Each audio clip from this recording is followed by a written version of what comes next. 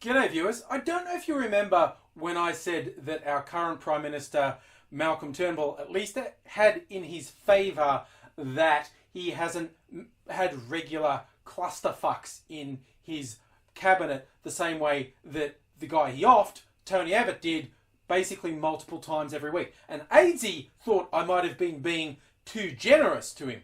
Well, Aidsy may be right, because this week there's a little bit of the old wheels coming off happening.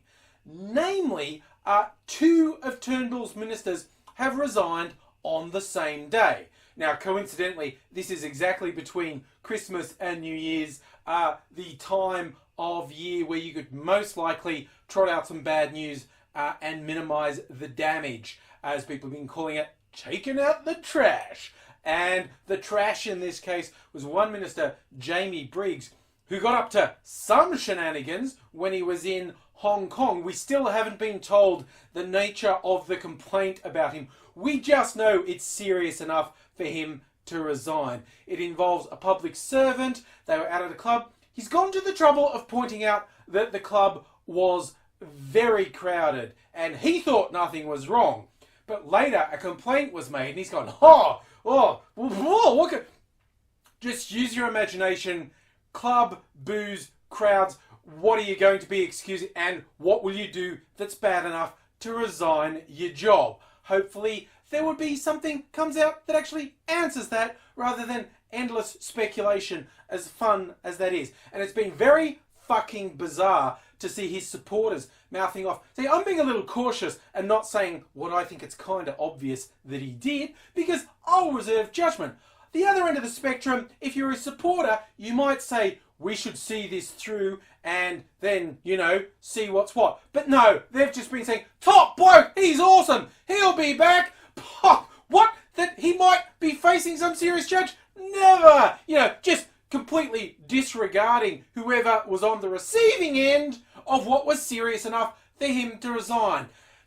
People wonder why we have problems. That's one of the reasons. So that guy's gone. The other one who announced his resignation on the same day was named Mal Bruff. And this has been dragging on for ages. He was tied up in this whole thing.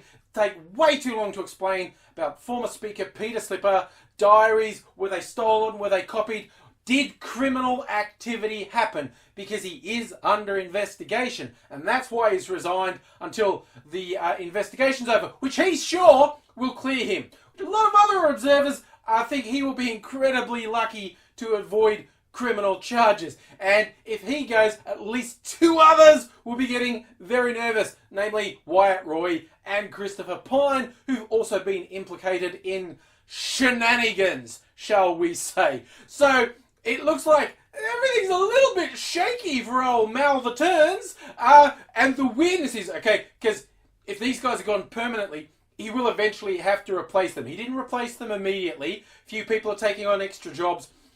The weirdest shit for me to come out of this is Tony Abbott supporters saying, now's the ideal time for Tony Abbott to come back to the front bench.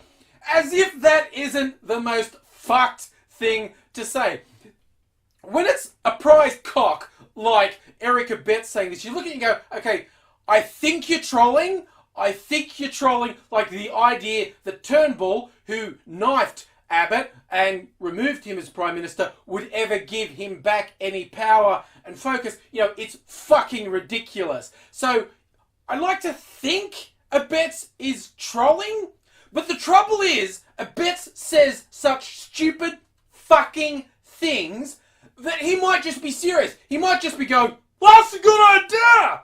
Because if there's one thing that unites people who are still avid Tony Abbott supporters, it's a complete denial of reality. It's a complete unwillingness to accept failure and just being fucked. And so maybe he seriously thinks that's a productive thing to say, and he's not just being a troll wanker.